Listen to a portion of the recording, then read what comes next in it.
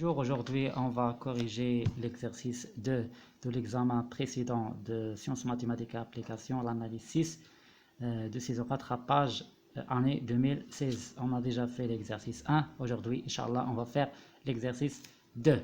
L'exercice 2 qui dit soit grand f une fonction définie par une intégrale, alors soit f une fonction définie par 0 plus infini sinus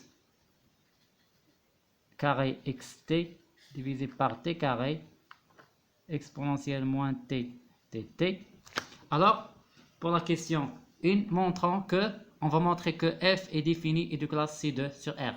Alors, pour montrer que f est bien défini, il suffit de montrer que l'intégrale de 0 plus infini de cette fonction est converge. Alors, soit bien montrant que, question 1, que f est bien défini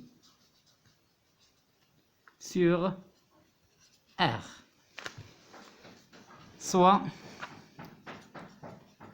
f xt est égal à sinus carré xt tout divisé par t carré exponentielle moins t. On a f est continu et de classe C1 sur R fois, bien sûr, T appartient à R étoile plus. Alors,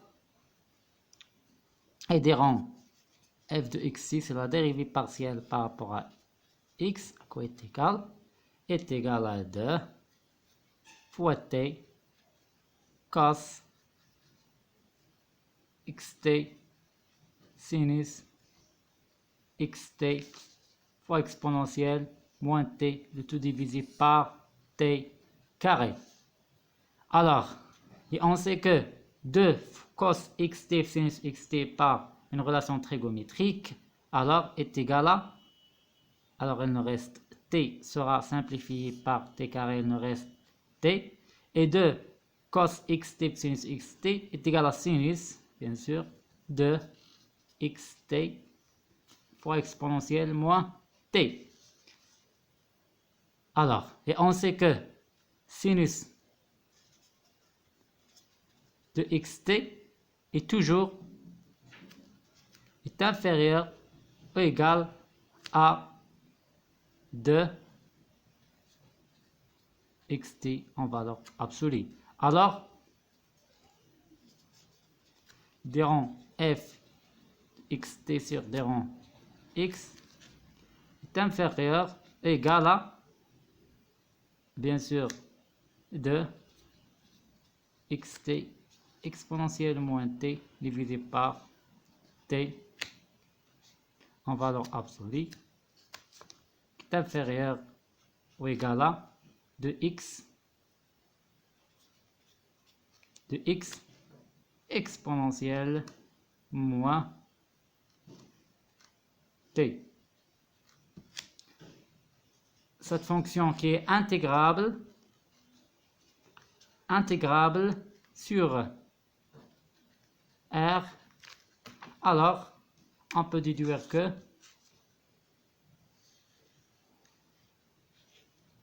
des rangs f de xt des rangs x de 0 plus infini fois dt quoi, et cette intégrale est qui converge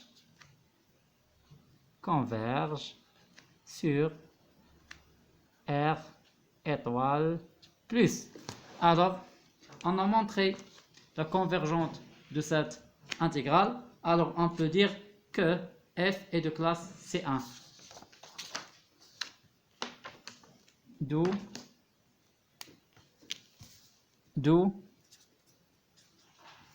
f est de classe C1 sur R. Maintenant, on va on va démontrer que f est de classe C2. Et pour montrer que f est de classe C2, il faut montrer que des rangs f sur des rangs x qui est égal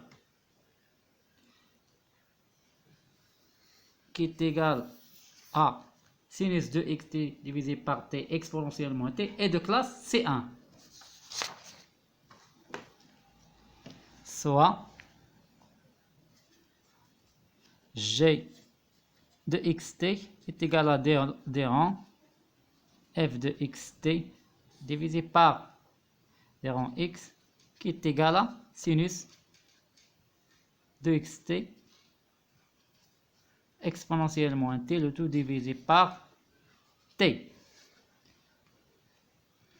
On a, de la même manière, on a g et continu est de classe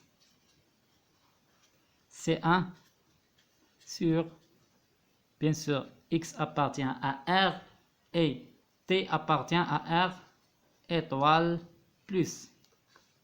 Et des rangs g de xt sur des rangs x, quoi est égal à 2 fois cos de xt exponentielle moins t. Et comme cette fonction est intégrable sur, bien sûr, sur R étoile plus, alors on peut dire que cette intégrale de 0 plus infini de des rangs g de xt sur des rangs x dt qui convergent. Alors, on peut dire que des rangs f sur des rangs x est de classe C1 sur R. D'où on peut déduire ou bien on conclut que f est de classe C2 sur R. Voilà pour la première question. Passons maintenant à la deuxième question, partie A. Donner f de prime sous forme d'intégrale.